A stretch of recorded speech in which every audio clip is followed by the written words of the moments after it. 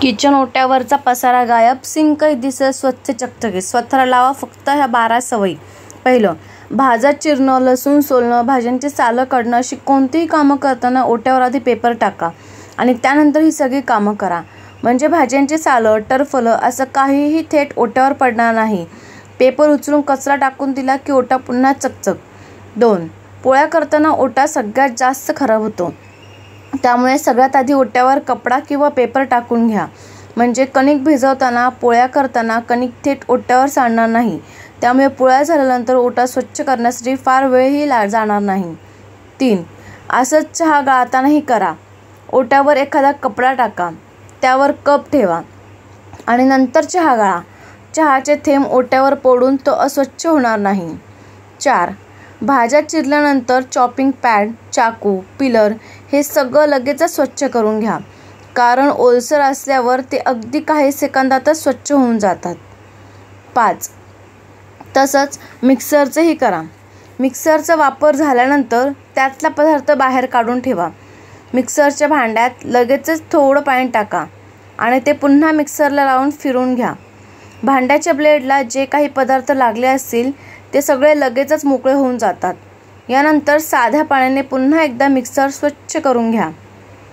6. ओला कचरा टाकण्यासाठी स्वयंपाकघरात एक छोटंसं डस्टबिन ठेवा. त्याला दररोज प्लॅस्टिकची बॅग लावा. या बॅगेत स्वयंपाकघरातला कचरा टाका आणि ती बॅग रोजच्या रोज बदला. 7. चहा केल्यानंतर गाळण लगेचच स्वच्छ धुवून टाका. ओला असतानाच ते चटकन साफ होतं. 8.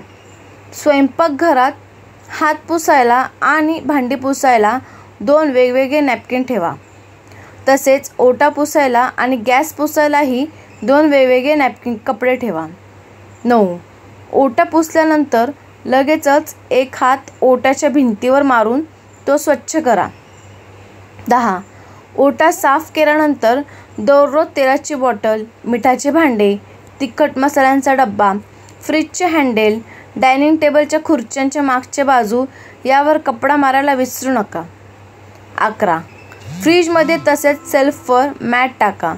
या मॅट उचलून साफ करणं सोपं असतं. 12. चिवडा, लाडू, बिस्किटे यांचे पॅकेट लगेचच रिकामे करा आणि ते ताबडतोब बरणीत भरून ठेवा. यामुळे स्वयंपाकघर आटोपशीर दिसतं. व्हिडिओ संपूर्ण पाहिल्याबद्दल आभारी आहे. व्हिडिओ आवडल्यास चॅनलला लाईक व शेअर करा व अशाच नवनवीन टिप्ससाठी सबस्क्राईब करायला विसरू नका. धन्यवाद.